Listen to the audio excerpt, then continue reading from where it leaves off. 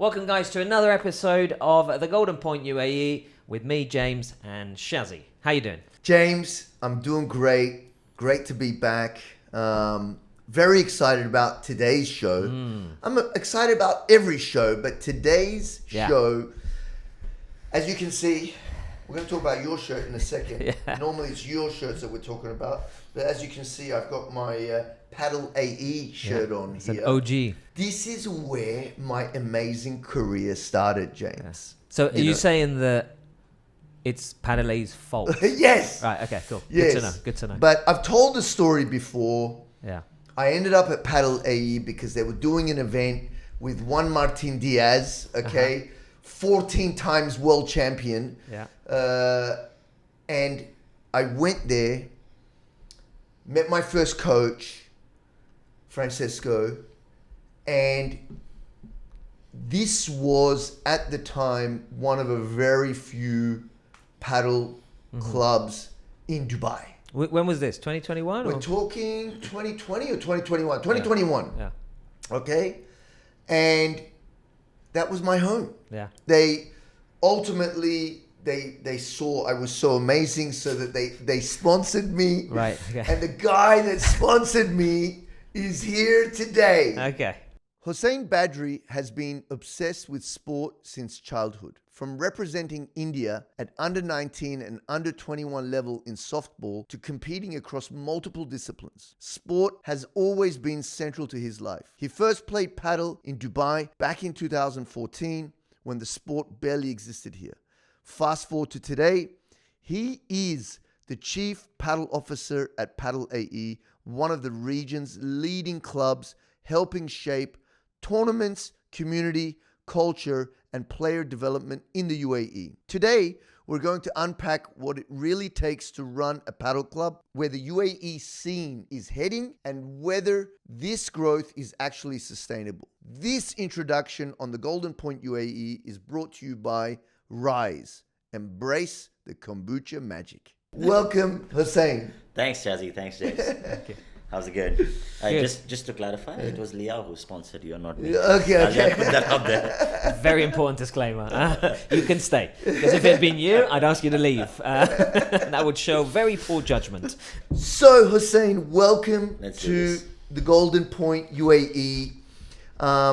You have played every sport under the sun, Pretty much. but in 2014, you were introduced to a sport that would change your life. I was in Emirates Golf Club, and my mate Nigel and one of the other guys, Campo, he said, "Oh, I know how to play the sport," and I had already discussed about it with one of the teams that used to play in the football league. They were called Los Compañeros, and there was Alvaro Pablo. All these guys used to be working for Teca. Yeah. Wow. So all these Spanish boys were like, "Oh, you should come out and play paddle with us. If you already played touch rugby, you should come out and play this." And I'm like, dude, it's a vast difference, right? I'm not going to be doing it, but Campo said, "Listen, let's go and do it." This was one of the first courts in EGC. I go and play, and I was a headless chicken, and I'm like, because there was so much happening, and I'm like, okay, I don't know what to do. And then we had a game, another one with these Spanish boys, and they told me this is what you should be doing, and constantly they kept saying, "Play the chiquita, play the chiquita." I'm like, dude, Play the I what? don't know what you're talking about. Who's she? So yeah, that's it. That's how my introduction to the sport was, and then obviously a few years later, you joined Padelae as Did you join directly as the Chief Padel Officer? No. So I started as the operations manager, and I was only handling Abu Dhabi at that point. Right? Okay, Because so you that started was- in Abu Dhabi. That's right. That was the one that they had, that we had opened, which was new. We had 15 courts over there, right? And we had 13 courts in Sharjah. So 15 courts in one club with 4 outdoor, 11 indoor, and I was really excited. I think around 2020, when COVID hit in India, I was like, I really want to get out of this place, and I want to get back into paddle or pickle. And I've always been one of those guys who's like, once you're getting in a comfort zone, then I'm like, dude, I want to do something different. I want to do something new. I want to do something else. Yeah. And that's when I was like, I want to be in the paddle or the pickleball scene. I'm like, how do I do it? This was the best entry into it. And I had started to like talk to people. I had about 4 offers on the table. And I think the last one, who I met was Liao. And the moment I met him, he was sitting in the kandura. When I go to meet him, and I'm like, okay. Chinese guy in a kandura. Exactly, right? But I think that was one of the most...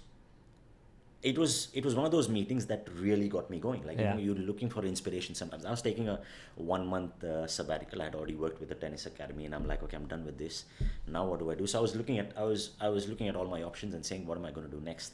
I also had an offer from another paddle club, which I'm not going to name yet. But that was the one that I was like, I'm taking it 100%. And then I meet Liao, and I'm like, okay, this one seems to be a little more exciting for me. At that point, in Musaffa alone, there were 17 clubs. Wow. Right. And then one thing led to another. Then he saw, okay, this guy can actually do stuff. And then You can actually do stuff. well, some people believe. It's not entirely useless. Great. And then I started managing Sharjah, and then I started managing Dubai as well. And that's when you got upgraded to... I upgraded myself in a way. I just messaged him one day. I'm like, listen, Leo, I'm taking over. I'm changing my Creating a new title. Chief Padel Officer. It just sounds cooler. And he's like, he's one of those guys. He's like, you know what? He gives you the freedom to do what you want. And I'm like, that is one of the reasons why I even agreed to work with him. And the moment that happened, I sent him a message and I said, this is what I want to do. And he's like, okay, sounds very cool. Do it. So he sends an okay, and then he has this habit of like sending like an emoji or a GIF, and he'll do it. And he'll like, okay, fine. Yeah. So that's how it happened. One of the reasons why I wanted to put it is you want to rise above the noise, and you want to kind of, once that happens, then you are a little more involved in all aspects of the business, which I am now, where you're handling not just one thing. You're looking at numbers, you're looking at marketing, you're looking at operations, you're looking at player development, you're looking at coaching, you're looking at pretty much a lot of things. So, yeah. Because one of the things, like when you say Chief Padel Officer, it's like, you do everything. But let's break that down a bit, because I find it very interesting, and I'm sure a lot of people at home as well. What entails running a paddle club? One thing is for sure, it's like every day I wake up, I'm ready for uncertainty. Anything can happen at the club, right? There have been floods, there have been lights that have gone off, there have been courts, there has been a glass that is broken, there have been courts that have been damaged, a net has fallen off, a light which has gone off, or something or the other which is happening. So that is one. But in terms of what it entails, it's pretty much everything. But at the core of it all is consistency. For so long and so successful, and continues to have their own community. They do a lot of events. Like, that's testament to and also I think one of the reasons why I think Padelae is so successful, and I myself play there quite a lot, is something you mentioned as well of you don't care if people are playing elsewhere. 100%. And I really want to touch on that, because it might initially sound a bit counterproductive. Yeah. But I think it's a very important point, because it sends two clear messages. One, the confidence in the identity and the product that you already have.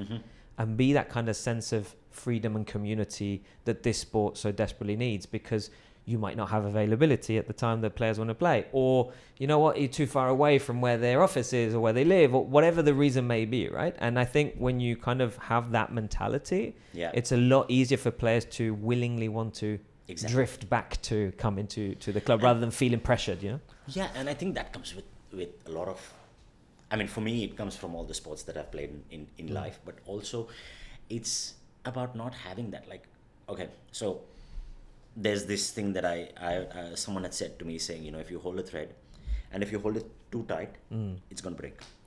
But if you hold it too loose, it's going to fall off. But you just have to balance it. Now, there are so many of these players who will come and, like, if I go to another club to play and they see me and they're like, I didn't get a booking, but I'm like, dude, it's okay. Yeah. You can play anywhere. This is the infrastructure that you have. In Dubai, we should be thankful that they have the infrastructure. In so many other countries, there is no infrastructure. And that's how the sport is going to grow. So, true. I'm okay if you play anywhere you want. I'm not going to hold it against you. There are some people who really hold it against them, saying, this is my community and this is my community. UAE has the community for paddle. No one's allowed to leave Shazis. It's like a mafia. If you leave Shazis, you die. It's Probably the only guy who only one who's like openly that. and publicly would say something like that and get away with it, you know. But And, true. but to be honest, I think if I have to talk about your community, and I have been asked to do that, so By who? Surprise! Never. Who would have asked? I think he is one of those who takes care of his own community rather than saying, oh, something's happening over there. Oh, why is this guy doing that? There is none of that is happening. He's there saying, okay, this is my community. How do I make it best? This is exactly what this is exactly what I do at Padelae. Saying, first make your house the best that it can be, and then think about what the others are doing, right? Yeah, 100%. And people are gonna move. Look, in terms of a community, people progress. They find. Even I've seen people from Shazzy's create their own clique, their own little groups, and then they play. Exactly. Right? And I'm not invited, but it's okay. Hey, Cliff. Hey, Cliff. Yeah, are you listening? Are you listening? Yeah. Okay, but then for clubs, there's also other challenges. You know, it could be location. You know, there's a lot of traffic now in Dubai. You know, and as there's more clubs opened up, it's become more convenient for someone that lives in Dubai South to go to a club that's near there, right? Or in Dubai Silicon Oasis or whatever. The good thing is, and as you said it, the infrastructure that we have in Dubai is amazing and it's still growing, okay? But still, and again, coming back to what you were saying, you guys are always thinking about how to make your club better, how to keep your community going, and as a result, you have very loyal clients and customers. Yes. They might play elsewhere. Your sponsored players might play elsewhere every now and then. You can't really, you can't really hold them and say, come and play. Exactly. Obviously, you've been running a paddle club for many years. You know this community very well. You know how paddle in the UAE functions. I see a lot of new clubs opening left, right, and center. What are the most common mistakes you see they are making? Trying to copy the others. They're not trying to innovate. They're not trying to invent something. Right. They're just saying, okay, something has happened. I'll potentially work on that and see. It's okay to take inspiration and then doing something that you think will, you give your own turn to it or whatever. But a lot of these clubs now are saying, okay, fine, they did it, I can do it. Yeah. They opened 6 courts, look at that, they are full. I've had one person come to me and saying, I'm opening a club in DIP. Okay, how many courts? 10. Great, fantastic. I've sat at Magic Paddle and I've seen that they are full. I'm like, dude, that does not mean that you're going to be full. Yeah. What are you going to do? What are you going to be what are you going to do that's going to be different, or what are you going to do that is going to make people say, okay, I'm going there because this is something unique, right? Yeah, you have to bring your own touch, right? Bring something different to the table. If you just open in a facility with 6 courts and no personality, no soul, then why would people? A, how are people going to find you? And B, why would people choose your place rather than the other place? Exactly. Right? One of the things that was becoming a trend in the past is, okay, I'm going to sponsor players, and I'm going to sponsor 1, 2, 3, 4, 5, 6, 7 in the beginning itself. Dude, you've not started making revenue and you're already sponsoring people. What are you trying to do? Yeah. What are you exactly trying to do? It's almost like trying to fast track that marketing side, right? If people are wearing my name and my colors, then naturally everyone else will follow. It's like, well, you can even make better T-shirts and give it to people for people to wear at wherever they want. That is also free marketing for you, yes. But you have to think of what is actually going to work. Yeah. Rather than saying, oh, you are going to be my sponsored player and you're going to wear this T-shirt everywhere. I don't like the T-shirt. What am I going to do? Yeah. Right? Yeah, you have to have like a business plan behind 100%. Absolutely. the sponsorship, 100%. right? And look, Padelae had a very extensive sponsorship program with, at the time, let's say... If you were in it, it was massively extensive. I guess I was in it because... So, there's a big difference here. And James, this is very interesting that we touch on this point because... What, because it's about you? I had a cycling business. I still have a cycling business. I have a skateboarding business. For 25 years, I've been sponsoring athletes. Okay? And Padelae for the last 5 years, sponsoring athletes. One thing I'll tell you, the good athletes or let's say the top level guys, they're not great at marketing themselves. Okay? True. So why maybe Padelae sponsored me or whoever sponsors me is because at least they get seen. Is marketing, right? And that's for a very different good- reasons. Okay, if we're saying it's not because of your skills, then I But fully agree. in those days, I was one of the best players in Dubai. The only player. Okay, there was only 5 people playing in Dubai at the time. No, I'm joking, but you know, I was winning tournaments. Yeah. I was winning tournaments. Yeah. It wasn't just about that, but of course, Yeah. Dubai, paddle in Dubai in the last 5 years has progressed significantly. Yeah. And what I was coming to is that, you know, they've had a very extensive sponsorship program. And honestly, there isn't many clubs out there that have that, right? And it's a big investment. It's not a, Yep. it's not Yeah, a yeah. joke, you know. Huge. Yep. If I It's show a you the huge numbers, investment. if Yeah. I show you the numbers that But not just financially, because I think as well, I mean, these people are representing the club, Yeah. right? Yeah. But you also have no control over how they represent the club, how their actions are, how they perform, how they treat other people. You know, so Yeah. it's There is it's guidelines. potentially There is but guidelines that they have. There's a potential downfall for 100%. the club if you choose the wrong people. Yes. They might be 100%. amazing at paddle, Yeah. Yeah. but they're not Yeah. very nice people Yeah, or yeah. not very good competitors, or you know, and then Exactly. suddenly people are connecting your brand with them. With them. But that's what you said. It's a full on division program, because then you got to watch everybody and make Yeah. sure that they're a good representation Exactly. of your brand. Yeah. It's And almost it's not more easy. important that than their skill. You know what really works? Because you said it's the marketing and stuff. You know, the best marketing is word of mouth. And in my opinion, right 100%. now in Dubai, 100%. the best marketing is gossip.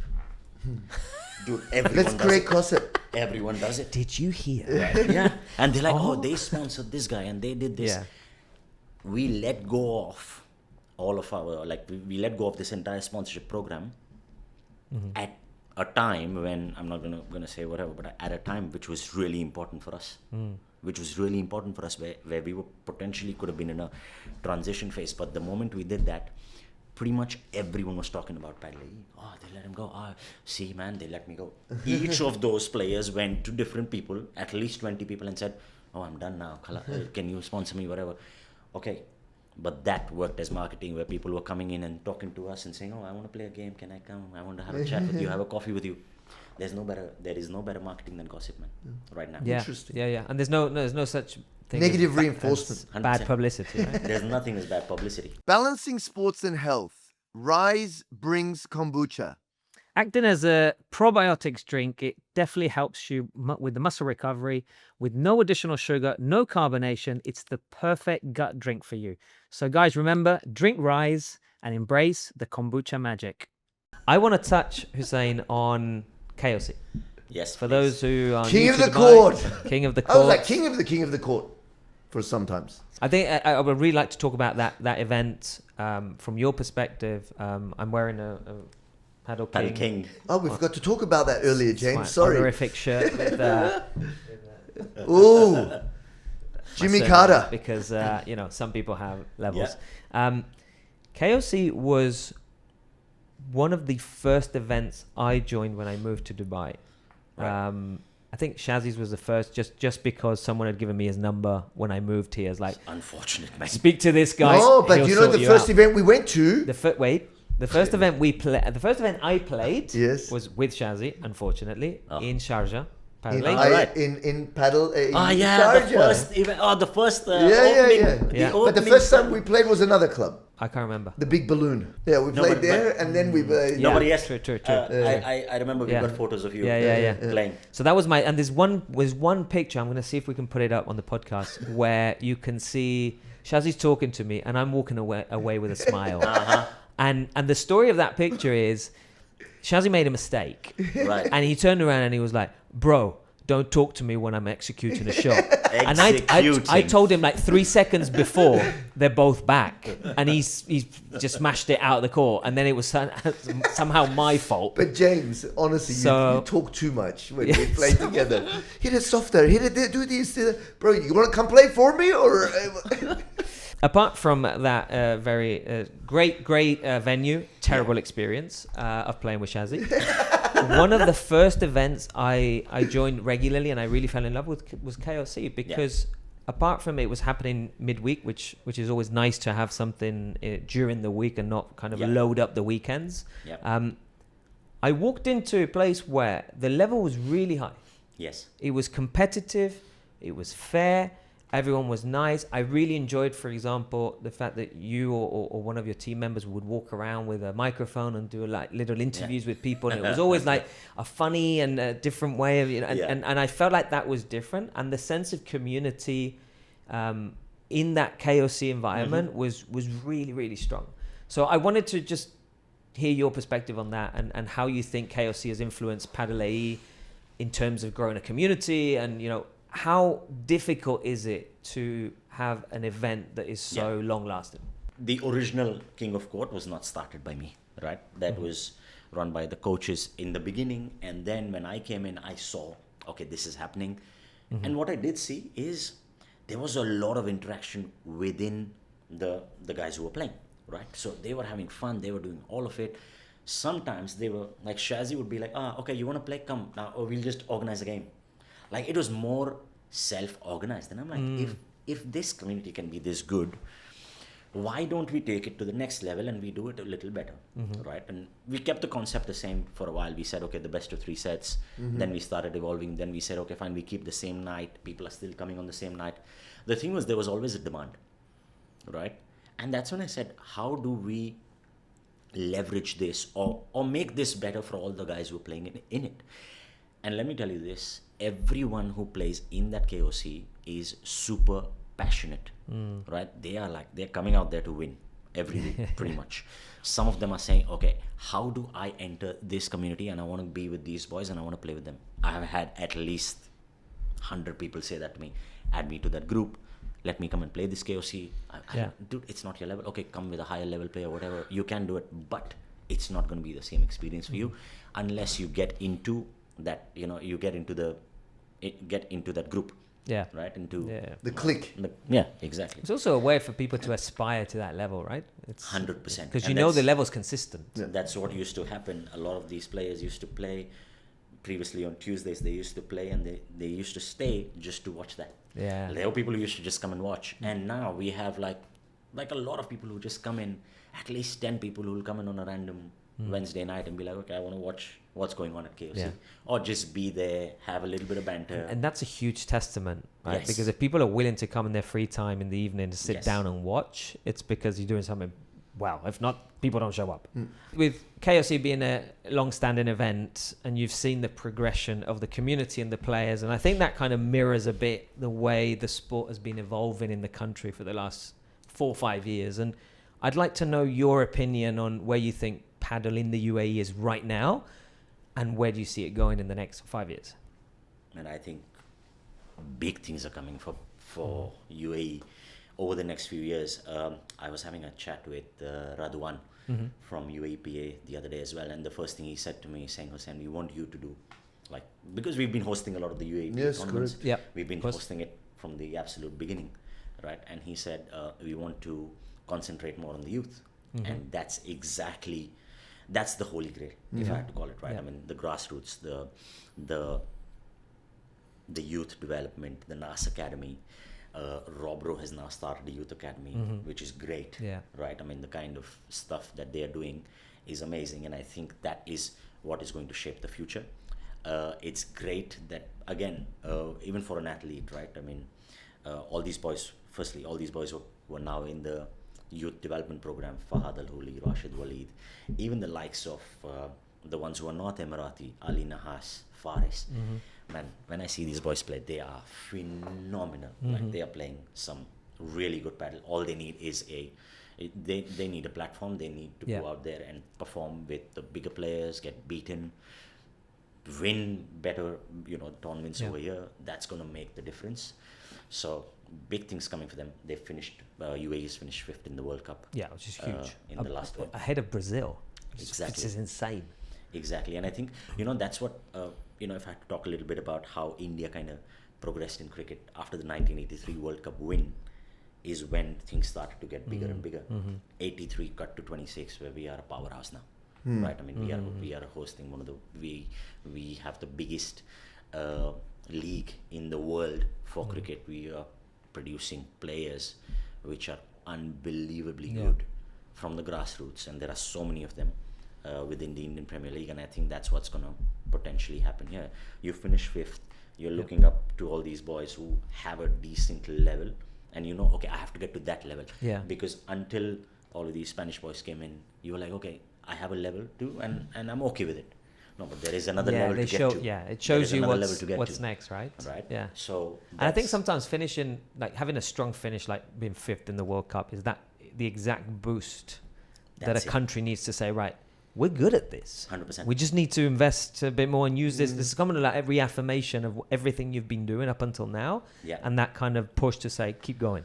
I think that's what it is. And I think, you know, one of the first UAPA meetings that I attended with all the different clubs that were involved and the conversations that were happening at that time, and I'm talking purely from the club's perspective, they were saying, oh, UAPA should sponsor all our tournaments. How can you even say something like this? Yeah. One of the guys said, all the coaches should get a golden visa. Why? Yeah. Rather invest in the players who you think are right, which is what UAPA is doing now. They are saying, okay, we do the right things, and I think they are taking some of the best decisions. Yeah. The UAPA 20, 50, 100. It was a conversation that we had with, like, one of the guys was not allowed to play in the 20 because we were like, oh no, you should be playing 100. And the UAPA do ask all these organizers saying, who do you think is sandbagging, as Shazi would call it, to be playing in the 20, but he should be playing 100. We said, no, we should have a category for 50 in there so that people are progressing. In between, yeah. And I think it's not such a big jump, right? Yeah. And I think that's the feedback that they take, and the ones which are right. They're not going to take feedback saying, give golden visas to all the... Yeah, exactly. On the subject of golden visas, if you invest with me 2 million dirhams for a property, I can get you the golden visa as well. Just to let you know. That we will think about.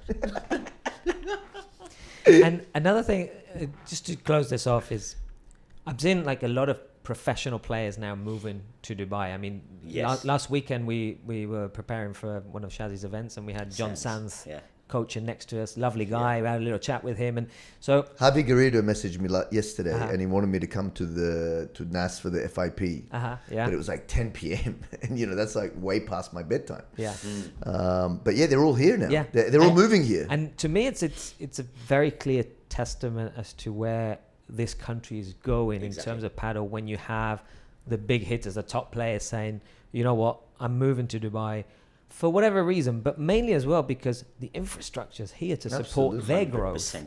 And then how does that connect with local players getting the exposure and their growth as well? They're getting to play against these boys, and they know, okay, and so many times it's happened. Like I think one of the first games that I played with a left-handed player. He was playing on the left, I was playing on the right. Something that Colin and John told us after the game. They're like, no, you should not be doing that. You should be playing. He should be playing on the right. You'll and you find should be playing on the left. Okay, that makes a little bit of sense. So when you have that interaction with these players after the games, like yesterday when he was playing at the FIP, I'm sure there have been conversations after that where these guys have spoken to the guys and said, no, this is how you should be playing. This is what you should be doing, because they're playing at a level which is high. Right? So there is that learning that is going to happen here. There is going to be, like, I'm pretty certain people are going to be like, okay, I want to get to that level. How do I do it?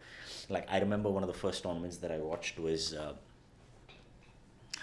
not sure where was that. I think it was WPA, if I'm not wrong. And I saw Javi Di Benito and Nacho play, and I was absolutely mesmerized by these. Like, Javi Di Benito at that point was undoubtedly one of the best left players that I had ever seen. I'm like, wow, this guy is phenomenal. And Nacho, I'm seeing like a Mozart at work, and I'm like, what's going on here?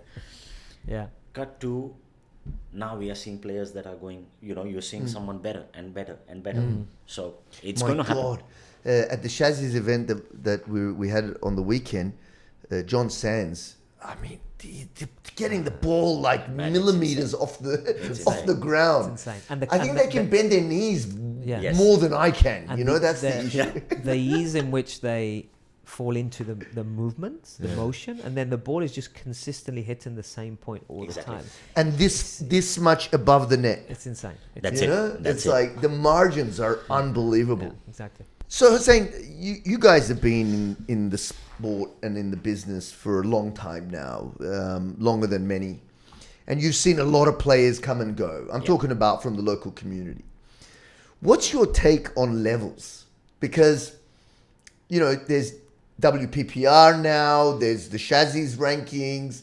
I think you guys did a rankings at some point. We do it you still do it. But what's your take? What do you think? Where are we with the leveling of players today in the market? Look, there has to be levels, right? There has to be a ranking, there has to be levels. But you have to understand that. I'll give you a classic example, right? I was talking to one of the guys from the community the other day, and they were like, there used to be these coach plus student tournaments in the beginning. What are you doing? You're playing it out to the student, right? And then you're winning the tournament and saying, okay, it does not make sense to me. You're going to say you're going to play for Real Madrid, and then you're going to get one under 19 player play in the thing. He's going to hide somewhere, yes. But on a paddle court, you're not going to be able to hide. How are you going to say what my level is if I'm playing with the person? Right? So if you have two people playing together, you take both their rankings together, which is what is happening now, which is something that I had suggested in my first meeting with someone. And I said, okay, this is how it should be happening, but it was not taken. But fine. Now, we are sitting at the club and we are watching these players day in, day out. Like, I can literally, if I see someone playing on court number 2 and I'm watching that game, it's maybe a matchmaking, and I literally see a player close his eyes and I go back over there and I'm like, give him a discount. He's probably not going to like the game. He didn't like the level. This is going to happen. That is going to happen. You're reading it much earlier. You are seeing the levels like this as well. Yeah. You're going to know, okay, fine. I know if I let these two players play together, what is the feedback that I'm going to get from the players? Or what are they going to, how much destruction are they going to cause if they play together? Or what are they going to do? Now, the other thing is, there are so many players who come up to me and say, but I want to play a higher level. I want to play with players who are better than me because I want to get better. Yeah. Fair enough. No problem. You can do that. But coming back to the levels, I mean, I would just like to categorize that as advanced, intermediate, beginners, where you've started to hone your skills and get better. But if you do the advanced, you are there. And then I was thinking of having something as the pro, where you are going to get all the others involved. So what you're saying is, don't necessarily, correct me if I'm wrong, from what I understand, don't necessarily rate it by number, but have beginner, intermediate, advanced. For now, for the stage that we are in now, once you have a much bigger sample size, things can be a lot, it will be a lot easier. Because now you have, is it D minus, Yeah. D plus, C minus, C plus. I think when you have so many different categories, it kind of dilutes a bit Yes. the differences. So beginner, intermediate, advanced. DCB. Advanced and pro. I don't know, man. DCB. So for people to get into the Shazzy's community, originally you had to be C plus, B minus, and it's still the same way. Yeah. But I do let people in that I believe are borderline C plus, because I also believe when they play in Shazzy's, they improve. get better. That's why I let 100%. James in. Yeah. Okay? So that he can get better. That's why I let you in as well. And look at you, you're amazing. I can't beat you these days. I played with him the other day. Yeah. The same tournament, by the way, which we got killed in that tournament. No need to mention. What is the common denominator? It's never my fault, okay? Right. But I get it. Beginner, intermediate, advanced. So you're saying not so many levels in between. DCB. You Because are the A's is really the pros, exactly. right? That's the pros. DCB. And you're promoting the sport at this point. Interesting. Think about it. You're at a Interesting. very... I mean, if you Make think sure you about it, comment. If you're watching this, please comment what you think. DCB or how it is right now with the multiple different... if you think about it, what is an open C tournament? Everyone's playing. It's a C tournament. Yes. So it already exists. C minus, C. It already C exists, plus. right? It includes C minus, C and C Yeah. plus. So rather than calling it a specific C plus, you Yeah. call it an open C. Yeah, but there's let's say we talk about WPPR right now, okay? We're talking now. It's getting controversial, I think, okay? But WPPR has now a rating now for Shazzy's, for our Shazzy Slam Jam and Shazzy's Cup, which is our highest event. We've still done it 8.199. Yeah. Which is what? Which means it's a combination of a maximum C plus with a B minus. It's not two B minuses together. Okay? And we did that also because Tony came in. Exactly. And he's a B minus or a B maybe. number one in Wait, Bulgaria. can or I just whatever. say, in this FIB in Dubai, he's seed number 6. Seed number 6. So- So he's playing Shazzies Yeah. against us. Okay. But I had to do it because he would play with the Lewis. Yeah. And the rating was way above. Like it was 8.4. Yeah. Which was making it a little difficult for the rest of the community in Shazzies. Now, Shazzy is supposed to be high, but it's not elitist. It's Yeah. social still, right? It's still social. Exactly my But point. WPPR and what we're saying they're not exclusive. Like they can work together. Players and coaches who are of a high level, and they are saying, someone is paying me to play this tournament. 90 minutes and I'm out of it. I have made a buck. Fine, good for you. But then where is the whole point of the sport then? You're not coming to compete, you're just coming to take the money and go away. That's what you're doing. 90 minutes, I'm going to take 5K. Thank you so much. See you later. It's in my pocket. Which is why I think WPPR is very important then. I get because, it. A rating system is we good. played a tournament together and the guy was not. He was very good. Please tell me, like above B minus, no? Yeah. Same level as Tony, let's say, right? Yeah, you need to have these. Like, this is exactly what the organizers do anyway, right? What WPPR is doing, this is what the organizer is doing. That's exactly why he's working with the organizers. The thing that I told you about, there were players who were trying to play the 20 where they should be playing the 100. That's why we created the category for the 50 with the UAEPA. So even the UAEPA knows who to put where, right? But they're not limiting that by saying, I'm just going to have these players here or whatever. Now, my point is the moment, and it's also for us as organizers, it's a bit of a fun game, right? I mean, I'm like, okay, let me think who this guy can play with. But there are so many players who message me and they'll be like, oh, I'm coming with X. I'm like, sorry, you can't. Okay, can I get Y? Yeah, sure, no problem. Because I know there are other teams who are playing in the tournament who these guys are not going to destroy. It's all about how much Balance. destruction you're going to cause. Should be balanced. Right? That's Should it. be balanced. The moment it's balanced. I understand people coming up a level, Yeah. but they cannot.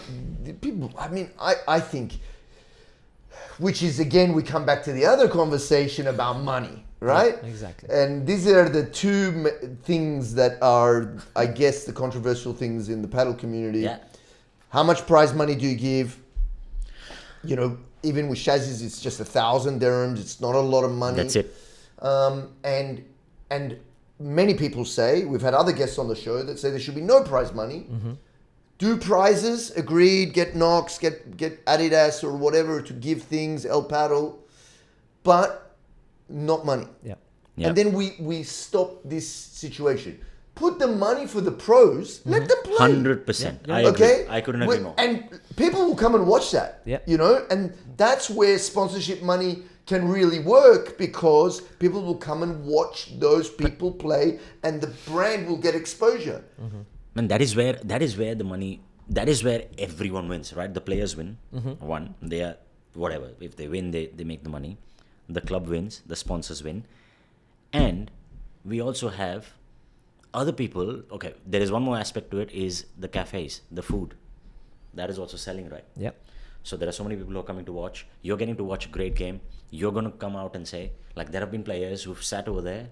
They've watched the coaches play and then gone and immediately spoken to the coach and said, I want to start coaching with you. Got better, started to play C-, C+. They're playing a different level of paddle now. So I think this is how you want to grow the sport rather than limiting it and saying, okay, no, Yep. this much or this much. I'm not a police. Sometimes I can be. Right? I'm a police. Yeah. But the point is, it's if you are in that stage of growing the sport, you'd not want to limit things. Yep. Well, Hussain, it has been amazing to have you on the show. Very special for me because of the relationship that we've had for so many years. Thank you for your insights. Thank you for coming in. We really appreciated you coming in on the show It's today. an Thank honor. you for The having moment I got the message from him, I'm like, oh, from Many people are, man. People. I got a call yesterday from someone. I won't mention names. He's like, "Why haven't you called me yet?" And I'm like, "Bro, there's a long list. Okay, there is a very long guys. list. There's a long list." But Very the long list. message was, what did he said? Are you ready to be on our podcast? yeah. Are you I'm ready? like, oh. And he's like, yay! No, thank you, Hussain, for having us. Having us. You being here. I'm sure, James, you enjoyed it as much as I did. It was great. Thank you very much. Guys, Thanks, guys. again, final words? You want to say any final words? I would love to Okay. talk about the podcast. No? Huh? I'd love to talk about the podcast. Sure, go ahead. Yeah, I think y'all are doing something which is great. Just sitting over there before that, and y'all were recording another podcast. It's good to learn, man. I mean, the ones that you actually feel like, okay, you can actually watch this one. Yes, it makes sense because there are aspiring people out there who are looking to learn if there's anything in the sport industry. So, Yeah. Amazing. So, yeah. Well, we always wanted to make it by the people in the community, for the people in the community. We don't talk about Coelho or Tapia and these guys. We do sometimes. But we talk about Hussain and Shazzy and James. Guys, thank you for tuning in. This was another episode of the Golden Point UAE. Please watch, like, subscribe, and share. And leave your comments. We talked about some controversial stuff today. Leave your comments. Let us know what you think. And tell us what you think of Hussain as well.